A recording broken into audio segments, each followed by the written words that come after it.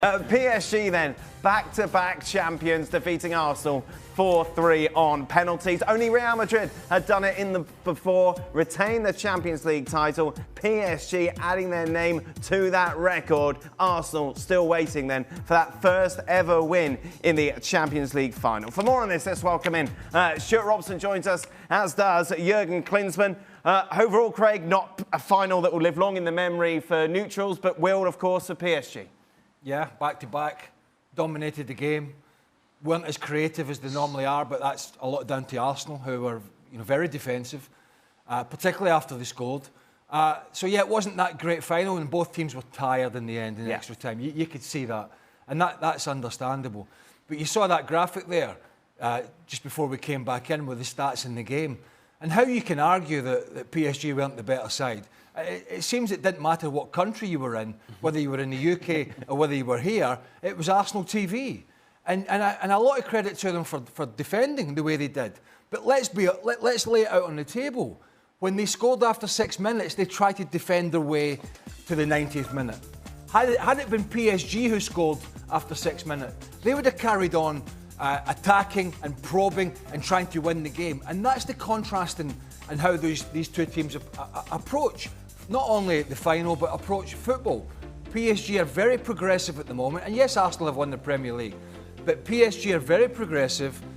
They want to probe and press and attack and continually try and use their guile and their skill. And Arsenal regressed into trying to defend their way through, 84 minutes plus injury time? And that's tough to do. I mean, they almost pulled it off, but that's tough to do. So yeah, I mean, a valiant effort from Arsenal. But in terms of a football game, PSG by far, even not at their best, by far the better of these two sides. It was so reminiscent of the Euros final a few years ago in Wembley between England and Italy, where England go up early, and instead of taking a step forward and continue to press Italy, they took a step back. And it's not surprising that Arsenal took a step back. We were watching the game, and as a goal goes in from Kai Havertz, and it was a great finish from Kai Havertz, we all said to ourselves, oh boy, here we go. Because instead of trying to figure out how to break down PSG, who were vulnerable defensively, no, they decided to take a step back and give all the initiative to PSG, who were not great, who were very slow in their possession, who kept the possession of the ball in front of Arsenal and never really probed in behind, certainly not in the first half.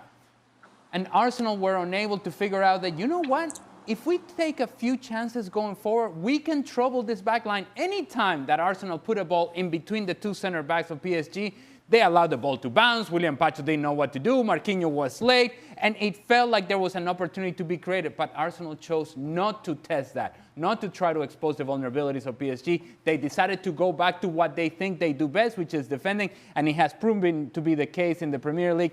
It did not prove to be the case today.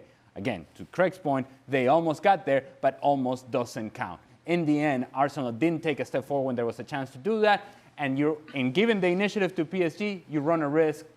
They were punished because of it. Jurgen? Yeah, I think we all hoped, after the early goal from Kai Havertz, this will be an attacking-minded match, because now obviously PSG has to go at them and hopefully Arsenal keeps with it, and goes for a second goal as well. So, but then the more the game went on, it didn't happen. Arsenal decided just to be very, very conservative and first and foremost to defend and just wait maybe for here and there a small opportunity. They didn't have a clear opportunity anymore the whole game through. And yes, they played defensively well. They didn't give too many clear chances to PSG. I mean, there was maybe the post that Kvaratskhelia hit then in the second half, and also the 2-3 other occasions, but never really chances that you thought, okay, that had to be a goal. It had to be a goal. But I don't think that in a game where you then go into extra time and then obviously you go into penalty shootout where the margin is so little, that this game plan will work out. And as we saw, the game plan from Arteta then didn't work out. And you give away a Champions League title, unfortunately, in a way that when you look at it now, you watch that game over again, which the coaches will do, then you probably tell yourself that you should have been a little bit more attacking-minded. You should have tried more to go for the second goal. And you have the players to do that. You have the players that could really hurt Paris Saint-Germain. But they were pretty much not in action anymore after Kai Havertz's early goal. And therefore, I really think, as you said, PSG deserves this second title in a row. They've done more for the game overall. And, huge compliment to them. Robbo? Well, first of all, Arsenal, when they went back to the defensive shape, they were allowed to go back into defensive shape because PSG didn't pass the ball into the front areas enough. They didn't get enough crosses into the box. And when they did get crosses into the box, they had nobody in there because Dembele was going here, there and everywhere. Fabian Ruiz was trying to make runs. So it made it fairly easy for Arsenal. They played like the 80s. It was a 4-4-2 and the two centre-forwards, or the number 10 and the centre-forward came back a little bit deeper. And when they did get to 1-1, PSG, Arsenal went full 1980s and went long ball. They brought on Gyökeres to play alongside Havertz, and all they did was kick the ball long, hope to win knockdowns and play from there. And yeah, PSG were the better side, but they can play a lot better. It was a bit like Luis Enrique's Spanish side in the European Championships a little while ago when he didn't do particularly well. But they had loads of possession, easy possession, but didn't do enough with it in that first 60 minutes. But I think you give some credit to, and not from an attacking point of view, but some credit to Arsenal. And I do agree. I mean, I do think they were allowed to get back in to those defensive positions rather easily. But then it became very frustrating for PSG. And it is, and we always say it, when cup competitions, even when you're playing a side from a lower league, if you allow them to get back in to a good defensive structure, basically on the edge of their box, it can be very difficult for a lot of teams with much more talent. So when you've got two teams that are pretty much, in terms of they're on a par with the squads and the players they've got, maybe PSG slightly more talented and technically, but then it becomes very frustrating and very difficult, and you do tend to wander around. So I understand that a little bit, that they would go from right to left into Kvaratskhelia and there was nothing really on, they'd come back out, and it made for quite a boring game. I'll give Arsenal fair play to them for that defensive side of it. But this is two cup finals now, one the Carabao and one with a lot more at stake in the Champions League final. They've tried to defend their way to both.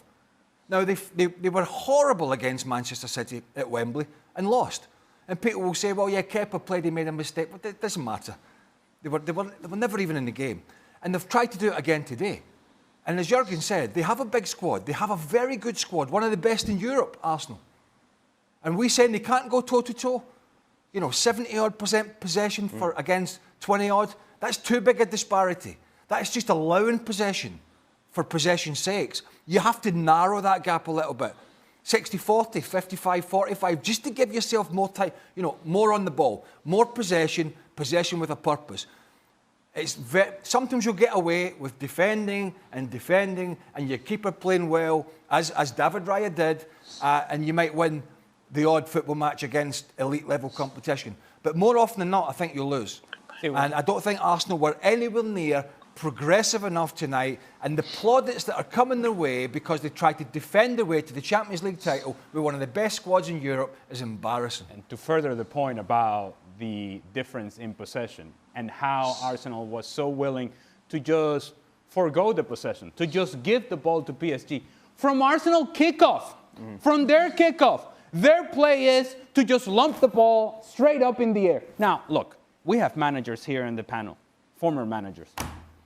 How is that, when you value the ball, when the ball is the most important thing, how kicking the ball straight up in the air to the opposition, how is that productive?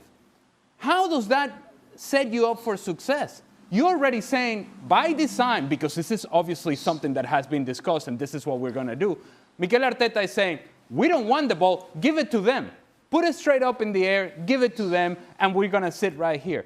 That cannot be the way that you approach the game when you are a top side. And Arsenal are one of the top teams in Europe. Of course, they were minutes away from winning this final. But it cannot be that your approach is, you know what, we're just going to forgo the possession altogether and we're just going to give it to PSG and we're going to trust that we're going to be hard to break down. It cannot come down to, oh, we got a throw in. Here we go. Here's the set piece that we're looking for.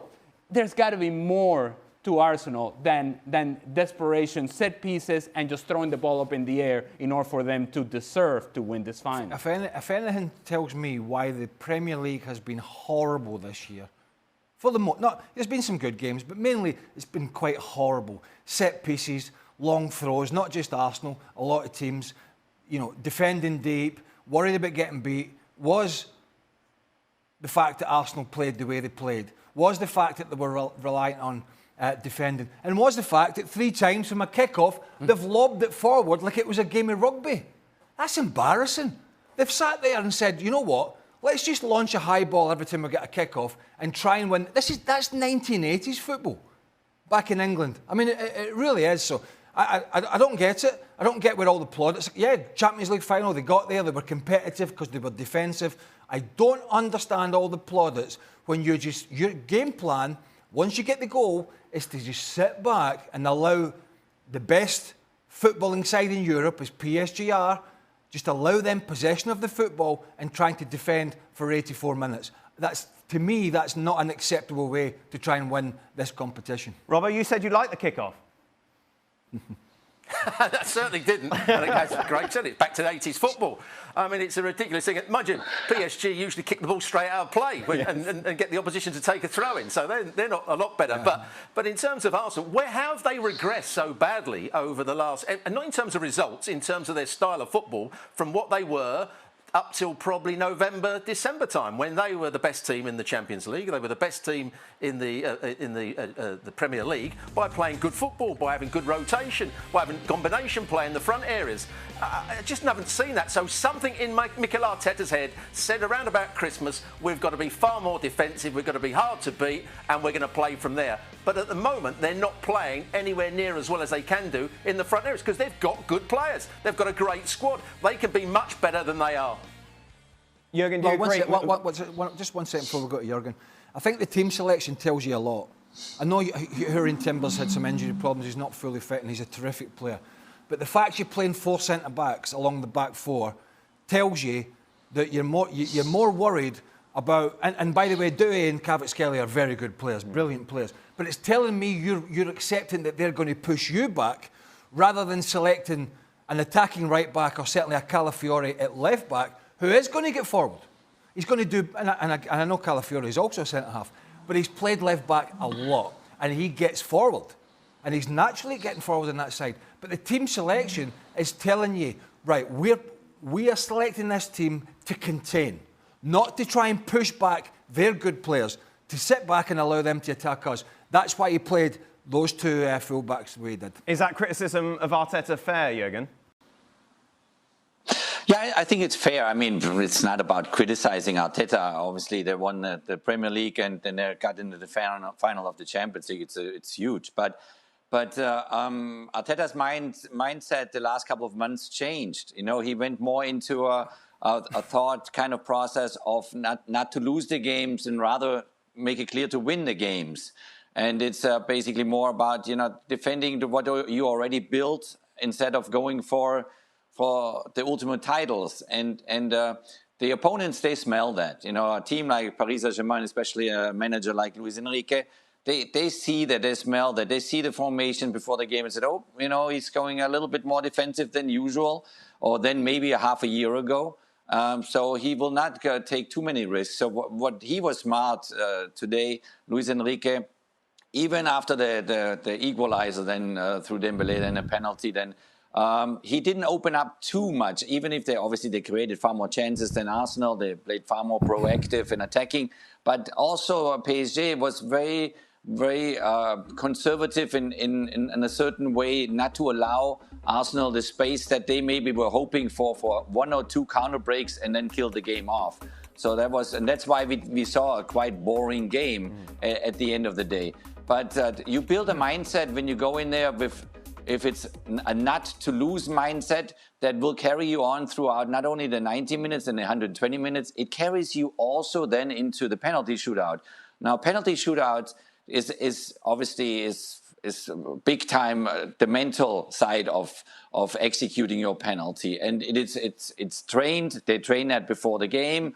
And they prepare themselves. But if you're already 120 minutes having a mindset of reacting to the game instead of being proactive and acting, then suddenly you have to walk up there, 50 yards, and now you got to execute something. So you have to be on a proactive mind now. So that plays games with you. It plays games with you because you were 120 minutes more negative than actually positive. And now you have to be 1,000% positive to put this penalty into the back of the net. And so it's all those little things that at the end of the day decide such a final. And I think, Arsenal, when they look back now at this final, they really wish, looking back at it, to have approached it far more positive-minded, far more attacking-minded, with a different mindset. And it's not coming back anymore. You will have that in the back of your mind for the rest of your life. But that's the mindset of the manager. Yeah, that's exactly. Jürgen, I was going to bring that up because I said on yesterday's show, has Arteta learnt his lesson from the Carabao Cup final? And it was like, yeah, of course he has. He would have looked at it, he would have analysed it, and he would have moved on from that, and he'd used that experience in this final, yet there didn't seem to be any evidence of that. Yeah, I mean, this is a very interesting discussion because you saw it, we talked about it before. You saw Alejandro said it, the 2021 European Championship final between England and Italy. We said there, I was at that game, and England was up 1-0, and they asked me about the game now, how they should continue. I said they should go for the second goal. England need to score a second goal, otherwise Italy will come back. They're pragmatic, they are more defensive-minded, but they will come back now because they have no other choice.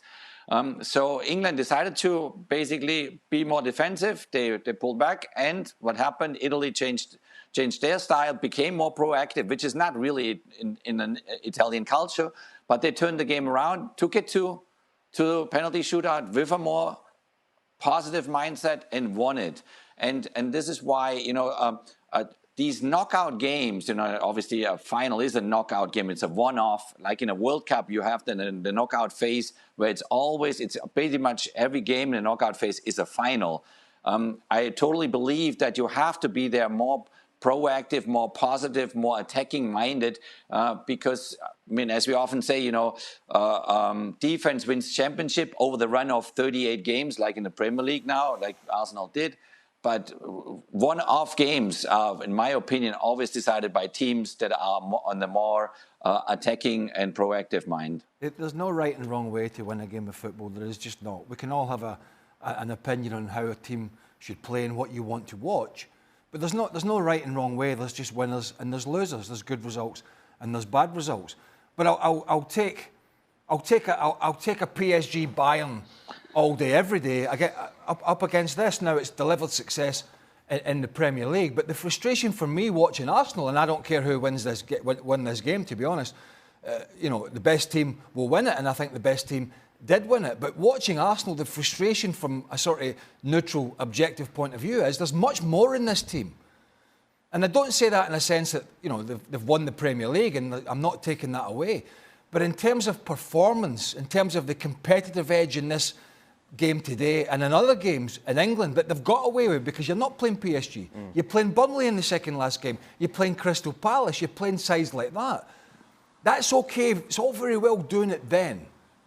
But to try and do it here against this kind of team, I just don't think it's got any longevity. And I look at the players that they have, and I think that there is much more when, as Jürgen said, when they got that goal for a reason, because PSG were fragile.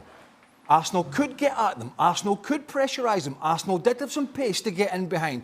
William Pacho was looking a bit dodgy whenever that ball went up the middle and Havertz was being physical with him.